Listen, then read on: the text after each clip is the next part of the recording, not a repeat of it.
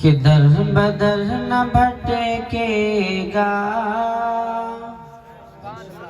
کہ در بدر نہ بھٹکے گا، ارے آمنہ کے لالا گئے، در بدر نہ بھٹکے گا، ارے آمنہ کے لالا گئے، در بدر نہ بھٹکے گا، ارے آمنہ کے لالا گئے، کہ در بدر نہ بھٹکے گا، ارے آمنہ کے لالا گئے، رب کا ہم کو مل گیا پتہ، رب کا ہم کو مل گیا پتہ، ارے آمنہ کے لالا گئے، در بدر نہ کوئی بھٹکے گا، ارے آمنہ کے لالا گئے۔ اور حضرات بڑا پیارا شعر ہے، میں آپ تک پہنچا رہا ہوں، ملاحظہ فرما لیں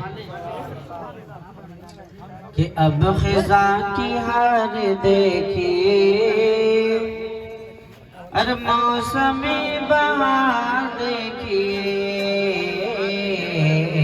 اب خزاں کی ہار دیکھیے، ہر موسم بہار دیکھیے،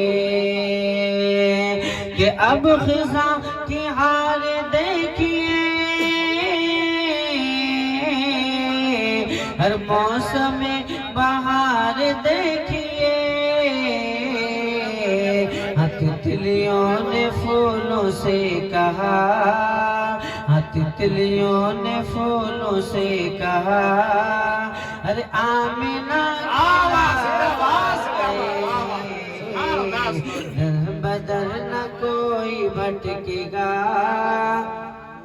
ارے آمنہ کے لالا گئے۔ اور حضرات بڑا پیارا شعر ہے، میں آپ تک پہنچا رہا ہوں، ملاحظہ فرما لیں۔ اب رخ رسول دیکھیے،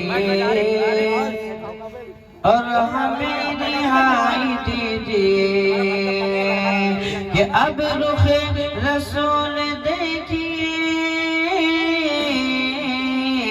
اور ہمیں رہائی دیجیے، بکریوں نے شیر سے کہا، بکریوں نے شیر سے کہا، ارے آمنہ کے لالا گئے، در بدر نہ کوئی بھٹکے گا، ارے آمنہ کے لالا گئے۔ اور چلتے چلتے دو شعر اشعار میں آپ کی سماعتوں کے دہلیز تک پہنچا رہا، ملاحظہ فرما لیں، بولے سبحان اللہ۔ کہ میرے دل کا، میرے دل کا چین قرار علی کا شہزادہ، میرے دل کا، میرے دل کا چین قرار علی کا شہزادہ، دشمن کے لیے تلوار علی کا شہزادہ، ہر 22,000 لشکرے،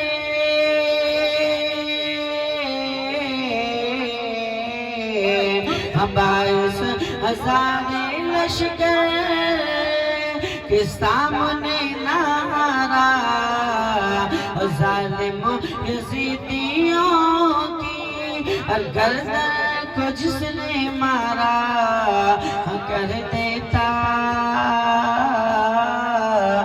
کر دیتا ہے فی النار علی کا شہزادہ، میرے دل کا،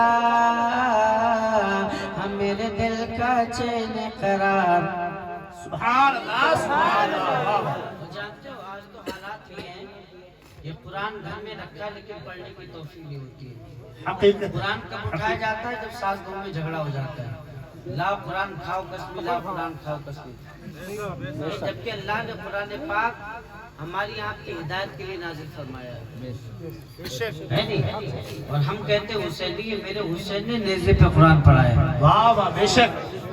تو حال یہ کہ ٹاکو میں رکھ جاتا ہے، تو گزر جائے، مہینہ گزر جائے، سالوں گزر جائے، تب جا کے قرآن کھولا جاتا ہے، ورنہ اس سے پہلے قرآن نہیں کھولتے۔ پھر کہتے برکت نہیں ہوتی صاحب، اللہ اللہ، پھر کہتے برکت نہیں ہوتی۔ اگر سچے حسینی بننا چاہتے ہو تو میرے حسین کے ہر مشن پہ عمل کرو، اللہ تمہیں حسینی بنا دے گا۔ بے شک۔ شعر ملاحظہ فرما لیں کہ میرے دل کا، میرے دل کا چین قرار، علی کا شہزادہ، نیزے پہ چڑھ کے جس نے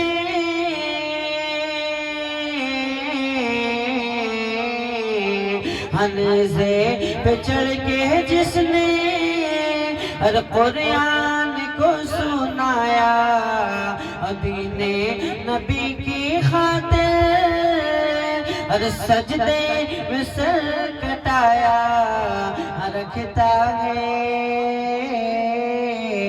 رکھتا ہے وہ کردار علی کا شہزادہ، میرے دل کا، میرے دل کا چین قرار۔ جب حسین کا نام آتا ہے تو پتھر بھی بولتا ہے نہیں؟ جب حسین کا نام آتا ہے تو پتھر بھی بولتا ہے۔ الحمدللہ ہم تو حسین سے محبت کرنے والے سچے حسینی ہیں۔ شیخ ملاحظہ فرما لیں کہ میرے دل کا، میرے دل کا چین قرار، علی کا شہزادہ۔ اور حضرات، کوئی کہے حسین پانی کے لیے ترسے تھے، لیکن میرا عقیدہ کہتا حسین پانی کے لیے نہیں بلکہ خود پانی میرے حسین کے لیے ترسا ہے۔ شعر ملاحظہ فرما لیں، میرے دل کا، میرے دل کا چین قرار، میرے دل کا، میرے دل کا چین قرار، پانی ہی ترس گیا تھا،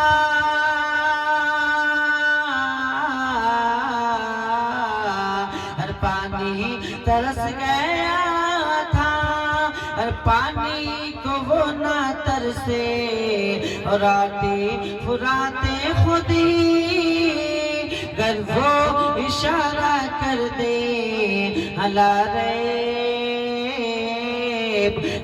ریب کا وہ مختار، علی کا شہزادہ، میرے دل کا، میرے دل کا چین قرار، دشمن کے لیے تلوار۔ ایک مرتبہ دوشی پڑھی جائے،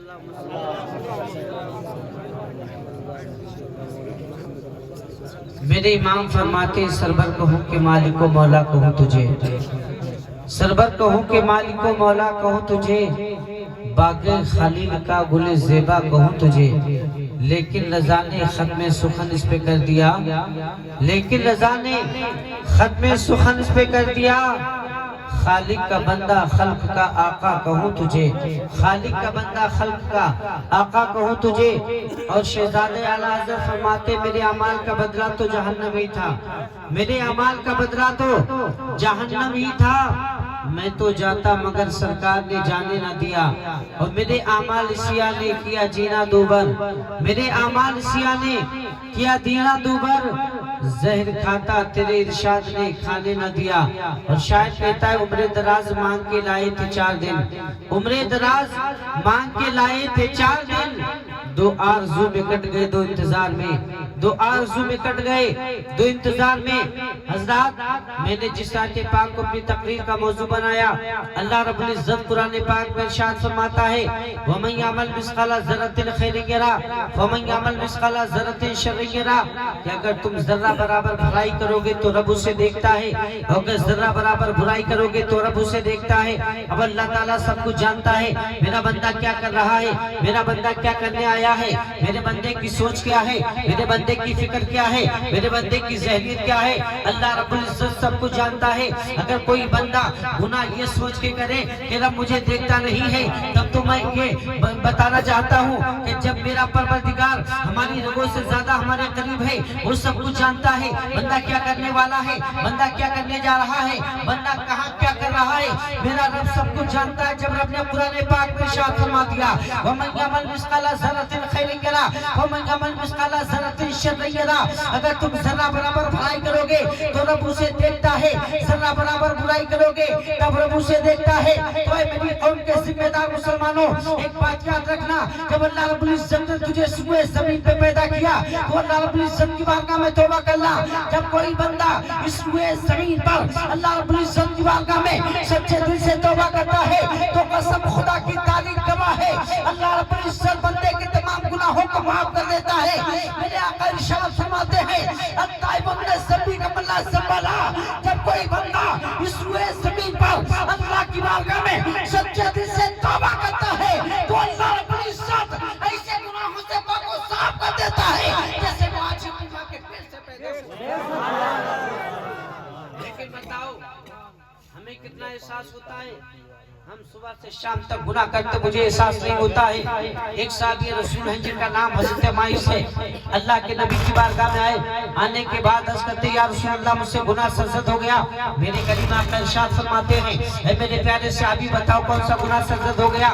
تمام صحابی موجود ہیں. پھر اللہ کے نبی نے فرمایا اے میرے پیارے صحابی بتاؤ کون سا گناہ سرزد ہو گیا. وہی صحابی رسول آنکھوں سے اشک بار ہیں, اللہ کے نبی کی بارگاہ میں عرض کرتے ہیں یا رسول اللہ مجھ سے گناہ سرزد ہو گیا ہے. میرے آقا نے پھر ارشاد فرمایا اے میرے پیارے صحابی بتاؤ کون سا گناہ تم سے صادر ہو گیا ہے. پھر صحابی رسول اللہ کے نبی کی بارگاہ میں عرض کرتے ہیں یا رسول اللہ مجھ سے گناہ صادر ہو گیا. میرے آقا فرماتے ہیں اے میرے پیارے یار بتا تو کون سا گناہ تجھ سے صادر ہو گیا ہے. وہ صحابی رسول اپنی زبان سے عرض کرتے ہیں یا رسول اللہ مجھ سے زنا جیسا گناہ صادر ہو گیا. اللہ اکبر کبیرہ. اتنا سنا میرے آقا نے. آج میری قوم کا حال یہ ہے کہ ہم گناہ کرتے ہیں تو اپنے دوستوں کے درمیان میں جا کے اپنے گناہوں کا اظہار کرتے ہیں, ہمیں ذرہ برابر احساس نہیں ہوتا ہے. صبح سے شام تک نہ جانے کتنے گناہ کرتے مجھے احساس نہیں ہوتا ہے.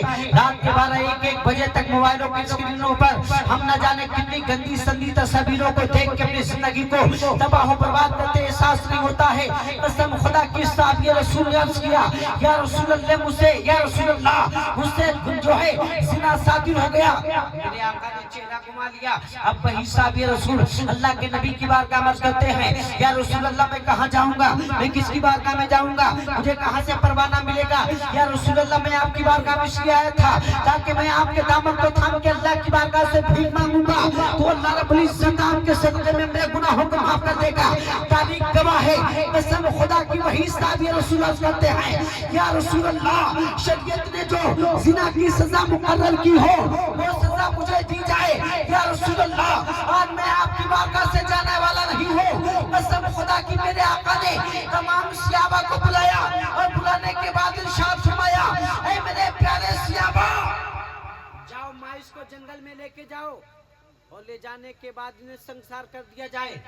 آپ کو بتاتے مسئلہ یہ ہے اگر کوئی نوجوان بغیر شادی شدہ زنا کرتا ہے تو قرآن بھی کہتا ہے اور حدیث مصطفیٰ بھی ہے. میرے آقا فرماتے ہیں کہ ایسے انسان کو 100 کوڑے مارے جائیں, قرآن بیان فرما رہا ہے. اور پھر جو کوئی شادی شدہ زنا کرتا ہے تو اللہ کے نبی فرماتے ہیں اسے سنسار کیا جائے یعنی پتھر مارے جائیں گے. جب تک کوئی انسان دم نہ توڑتے انسان کو پتھروں سے نہیں روکا جائے گا.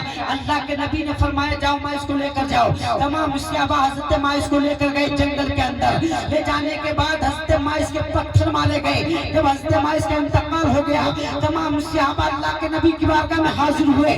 میرے آقا نے ارشاد فرمایا اے میرے پیارے صحابہ کیا مائس نے مجھے یاد کیا؟ تو تمام صحابہ عرض کرتے ہیں یا رسول اللہ جب میں نے مائس کو پہلا پتھر مارا حضرت مائس کا سر پھوٹا, حضرت مائس کے سر سے خون بہا.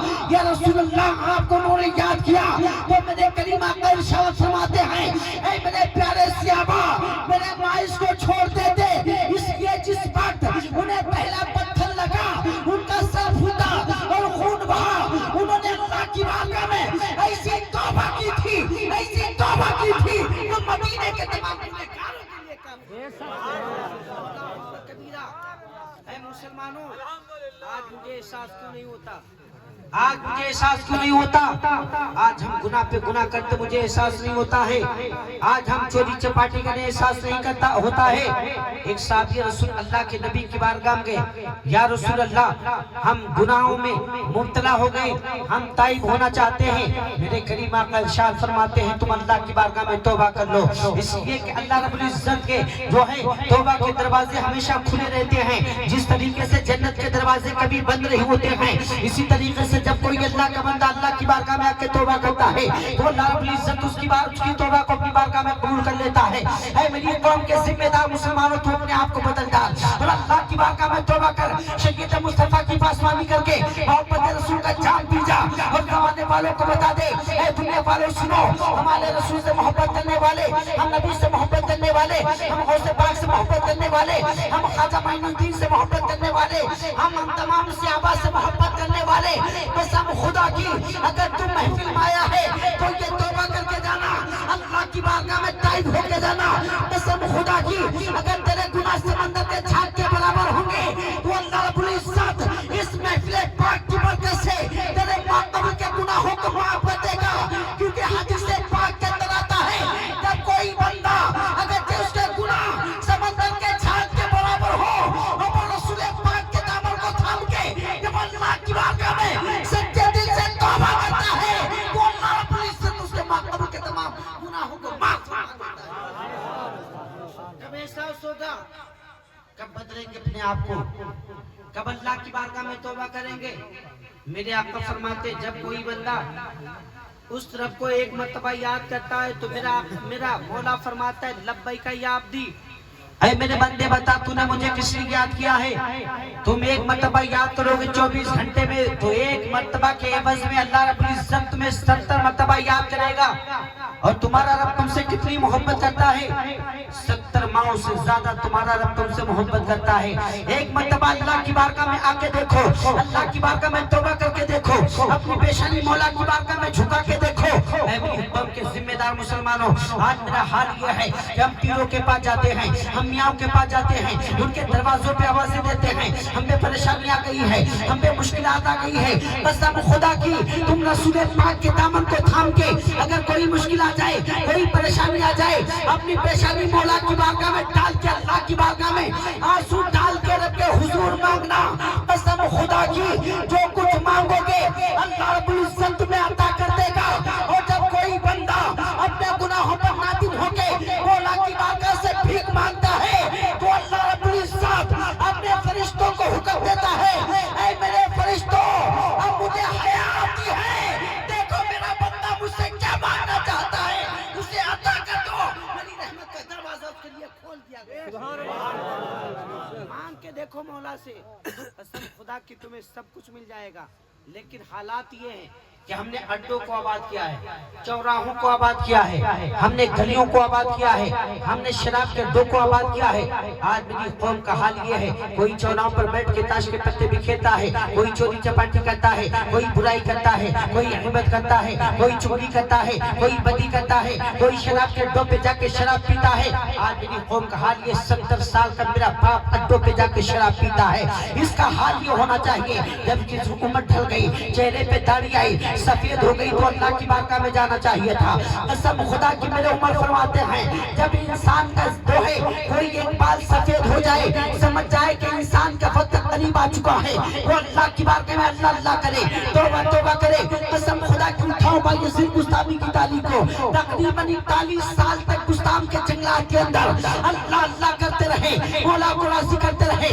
اے میرے مولا تم مجھ سے راضی ہو جا، تم چاہتے ہو کہ کائنات کی دولت ہمارے قدموں میں آ جائے تو اتنی آسانی سے ملنے والی نہیں ہے۔ قسم خدا کی جب اسلاف کی تاریخیں پڑھو گے تو پتہ یہ چلے گا کوئی تو 20 سال تک جنگلات کے اندر اللہ اللہ کرتا رہا، کوئی 40 سال تک اللہ اللہ کرتا رہا۔ حضرت امام اعظم ابو حنیفہ کا حال یہ تھا کہ 41 سال تک عشاء کے وضو سے فجر کی نماز پڑھتے رہے اور اللہ اللہ کر کے اپنے مولا کو راضی کرتے رہے۔ اے میرے مولا تم مجھ سے راضی ہو۔ آج اماموں کی بات ہم کرتے ہیں، آج اولیاء اللہ کی بات ہم کرتے ہیں، اسلاف کی بات ہم کرتے ہیں، لیکن میری زندگی گناہوں کے دلدل میں ڈوبی ہوئی مجھے ذرہ برابر احساس نہیں ہوتا ہے۔ احساس ہوتا ہے؟ اب تو میری ماں بہنوں کا حال یہ کہ پیر مل جائیں، میاں مل جائیں، مزاروں پہ جائیں گی، درگاہوں پہ جائیں گی، میاں کے پاس جائیں گی تعویذ لینے کے لیے، پتہ چل جائے اگر 40 کوس پر کی دوری پر کوئی میاں ہے نا تو 40 کوس کی دوری پر یہ چلی جائے گی۔ حالات اتنے بد سے بدتر ہو گئے، اور مزارات اولیاء اللہ پتہ چلے دیبا جائے گی، کلیہ جائے گی، اجمیر جائے گی، ہر جگہ جانے کو تیار ہو جائے گی، نمازیں چھوٹے تو چھوٹے، جمعرات ہی چھوٹی چاہیے، ہر جمعرات کو چادر چڑھائے گی، ہر جمعرات کو اللہ کے ولی کی بارگاہ میں جائے گی، لیکن نماز پڑھنے کے لیے اس کے پاس وقت نہیں ہوتا ہے۔ کب وقت ہوگا؟ تاریخیں تو گواہ ہیں، ہمارے اسلاف کی شہزادیوں کا حال یہ تھا کہ پوری رات اللہ کرتی رہی، پوری رات اللہ رب العزت کی بارگاہ میں توبہ کرتی رہی، فجر کی نماز پڑھنے کے بعد پوری قرآن کو تلاوت کرتی رہی، مولا کو راضی کرتی رہی۔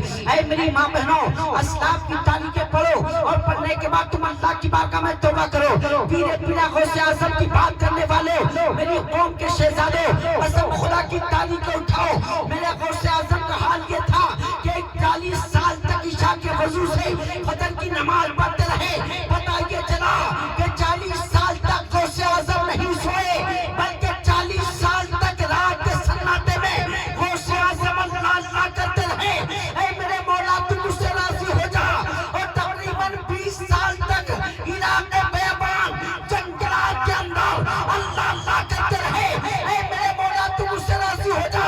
اے غوث اعظم سے محبت کرنے والوں، ان کے دامن کو تھام کے تم مولا کی بارگاہ میں توبہ کر لو۔ اللہ کی قسم اللہ پاک تمہارے ماقبل کے تمام گناہوں کو معاف فرما دے گا۔ نعرہ تکبیر، نعرہ رسالت، مسلک اعلیٰ حضرت، فیضان اعلیٰ حضرت، نعرہ تکبیر، نعرہ رسالت۔ حالات بس سے بدتر ہے۔ ایک عورت میرے پاس آئی اور آنے کے بعد کہنے لگی حضرت ہم بہت پریشان ہیں۔ میں نے کہا بے بتا تو پریشانی کا سبب کیا ہے؟ تو کہا کہ حضرت ہم بہت پریشان ہیں۔ میں نے کہا بتا تو آخر بات کیا ہے؟ تو کہنے لگی حضرت ہم پہ 1 لاکھ جنات ہیں۔ ابے میں نے کہا بے ظالم پھر بھی تو زندہ ہے۔ 1 لاکھ جنات پھر بھی زندہ ہے۔ اور تو کہا لیے تو اسے پاکھنڈی میاؤں کا تو بائنم پلیٹ لگائے، گلی محلے کوچے شہروں میں، اور روحانی علاج ہو رہا ہے صاحب۔ نمازیں نہیں ہیں، روزہ نہیں ہے، قرآن کی تلاوت نہیں ہے، شریعت مصطفیٰ ان کے پاس نہیں ہے، بس روحانی علاج چل رہا ہے۔ میری ماں بہنیں جائیں گی صرف پاکھنڈیوں پیروں کے پاس، بتا دیں گی 1100 روپیہ لگے گا، 2100 روپیہ لگے گا، 5100 روپیہ لگے گا، تمہارا علاج ہو جائے گا۔ صاحب یہ چلی آئی گھر پہ، آنے کے بعد اپنے میاں سے کہنے لگی، اس کا میاں بیچارہ صبح سے شام تک مزدوری کرتا 400 روپیہ لاتا ہے۔ لانے کے بعد اس نے کہا کہ مجھے پیسہ دو۔ کہا کیوں؟ کہا کہ فلاں میاں کے پاس گئے تھے، میاں صاحب نے کہا کہ تیرے گھر پہ بہت بڑے جو ہے جنات کا سایہ ہو گیا ہے، یا تیرے گھر پہ کسی نے کروا دیا ہے۔ اب تو حال یہ ہے نزلہ ہو جائے، زکام آ جائے، بخار ہو جائے، سر درد کرنے لگے، صاحب یہ عورتیں چلی جائیں گی میرے پڑوسی نے مجھے کرا دیا ہے۔ ابے کوئی اتنا فالتو ہے تیرے اوپر کرا دے گا؟ کوئی اتنا فالتو ہے کرا دے گا؟ کہا کہ میاں نے کہا پیسہ دو تب علاج ہوگا۔ کہا کیسے دیں؟ صبح سے شام تک 400 روپیہ کی ہم مزدوری کرتے ہیں، تمہارے لیے اتنا روپیہ کیسے لائے؟ کہا پیسہ دو ورنہ کھانا بند۔ اب مرتا کیا نہیں کرتا ہے؟ مرتا کیا نہیں کرتا؟ اس نے بیچارے نے قرضے سے لیے روپے اور دے دیا 2100 روپیہ۔ گئی میاں صاحب نے تعبیز دے دیا۔ اب یہ میاں صاحب نے کہا ایک گلے میں ڈال دینا، ایک دروازے پہ لٹکا دینا، ایک گھر کے اندر لٹکا دینا، ایک دیوار پہ چسپا کر دینا، ایک گلے میں ڈال دینا، برکت ہو جائے گی، جناتوں کا خاتمہ ہو جائے گا۔ ہفتہ گزرا، مہینہ گزرا، میں نے پوچھا بے ظالم بتا کیا تیرے گھر کے اندر برکت ہوئی؟ کہا نہیں۔ پھر کچھ عرصہ گزرا، میں نے کہا بتا تیرے گھر کے اندر سے جناتوں کا خاتمہ ہوا؟ کہا نہیں۔ میں نے کہا پوری زندگی گزر جائے گی لیکن تیرے گھر سے نہ تو جناتوں کا خاتمہ ہو گیا نہ اللہ کی رحمتیں نازل ہوں گی۔ ضرورت اس بات کی ہے اگر تیرے گھر کے اندر کوئی مشکل ہو جائے تو اللہ کی بارگاہ میں پیسہ نہیں ڈال کے مولا کو راضی کر لے۔ اللہ کے قسم اللہ رب العزت نمازوں کی برکت سے تیرے گھر کے اندر برکتیں پیدا کر دے گا۔ سبحان اللہ، سبحان اللہ۔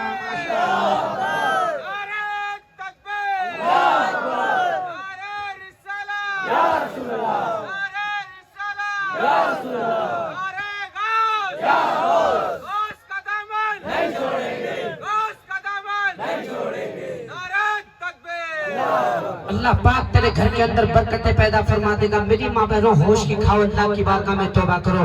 बंदा तारीखें उठाओ, आज हालात कितने बद से बदतर हैं। तकरीबन 10 लाख से ज्यादा हमारी समाज की बेटियां गैरों के साथ जाके मुर्तद हो गई हैं। इसका जिम्मेदार कौन होगा? बाप होगा, बेटा होगा, भाई होगा, अपना जो है शोहर होगा। कसम खुदा की मेरे आका फरमाते हैं एक जहन्नमी औरत 4 जन्नती मर्दों को अपने साथ जहन्नम में लेके जाएगी। वो 4 जन्नती मर्द कौन से होंगे? वो बाप भी होगा, वो बेटा भी होगा, वो शौहर भी होगा, वो भाई भी होगा। जिसकी बहन बेपर्दा बाजार मार्केट में घूमती रही, कभी जो है भाई ने मना ना किया। वो माँ जिसकी जो है बेपर्दा बाजार मार्केट में घूमती रही, कभी बेटे ने मना ना किया। वो बहन जो बेपर्दा बाजार मार्केट में घूमती रही, कभी भाई ने मना ना किया। अल्लाह की कसम, इसी के लिए अल्लाह के नबी ने फरमाया था कि एक जहन्नमी औरत 4 जन्नती मर्दों को अपने साथ जहन्नम में लेकर जाएगी। इसीलिए अपने आप को अपने घर के अंदर से बुराइयों का खात्मा करके इस्लामी माहौल पैदा करके अल्लाह की बारगाह में तौबा कर लो। कसम खुदा की, जब कोई इंसान अल्लाह की बारगाह में सच्चे दिल से तौबा करके ये इसमें मुसम्मम करता है हम कोई गुनाह ना करेंगे, उससे अल्लाह भी राजी होता है और रसूलुल्लाह भी जरूरत है इस बात की। लेकिन हम बदलने को तैयार नहीं, हम बदलने को तैयार नहीं। हालात कितने बद से बदतर हो गए। तो मैंने कहा ये बता कि 1 लाख जिन्नात किसने बताए? तो कहा कि मोहल्ले में मियाँ साहब बैठते, मियाँ साहब ने कहा कि तेरे ऊपर 1 लाख जिन्नात है। तो मैंने कहा ये बता कि वो 1 लाख जिन्नात कहाँ है? तो कहने लगी वो 1 लाख जिन्नात मेरे पेट के अंदर। मैंने कहा बे जालिम, तेरा पेट है इंडिया का गेट है। 1 लाख जिन्नात तेरे पेट के अंदर आ गए। इंसान के अंदर अगर पथरी पैदा हो जाए पेट में तो इंसान फड़फड़ाता है, तड़पता है, चीखता है, चिल्लाता है मेरा इलाज हो जाए। तेरे पेट के अंदर 1 लाख जिन्नात, फिर भी तू जिंदा है। आजकल ऐसे पाखंडी मियाओं का दौरा है। ऐ मेरी कौम के जिम्मेदार मुसलमानों, कौन मियाँ है तुम्हें दिख रहा? कोई जो लग्जरी कारों के बगैर चलता हो, कोई ऐसा पीर दिख रहा है जो एयर कंडीशन में ना रहता हो? मैं हर पीर की बात नहीं करता हूँ। अगर पीर देखना है तो बरेली की सरजमीन पे चलो, अगर पीर देखना है तो कलियर की सरजमीन पे चलो, अगर पीर देखना है तो देवा की सरजमीन पे चलो, अगर पीर देखना है तो भाई नसीर मुस्तामी की बारगाह में चलो। ऐसे लोग हैं जो मोहल्ले में सबसे पैसे वाला है, लोग ये समझ बैठे कि वो सबसे बड़ा अमीर है नहीं? समझ बैठा कि सबसे बड़ा अमीर है। मैं कहता अमीर वो नहीं है जिसके पास पैसा, मैं कहता हूँ अमीर वो है जिसके दिल के अंदर खुदा का खौफ है, जिसके दिल के अंदर अल्लाह का डर है। आज तो हालात ये हैं कि हफ्तों से गुजर जाता है, पाकि मेरे करीब नहीं आती। ख्वाजा मोइनुद्दीन के खलीफा जिनका नाम हजरत बख्तियार काकी रहमतुल्लाह ताला अलैह, दिल्ली की सरजमीन पे मज़ार पर बहार है।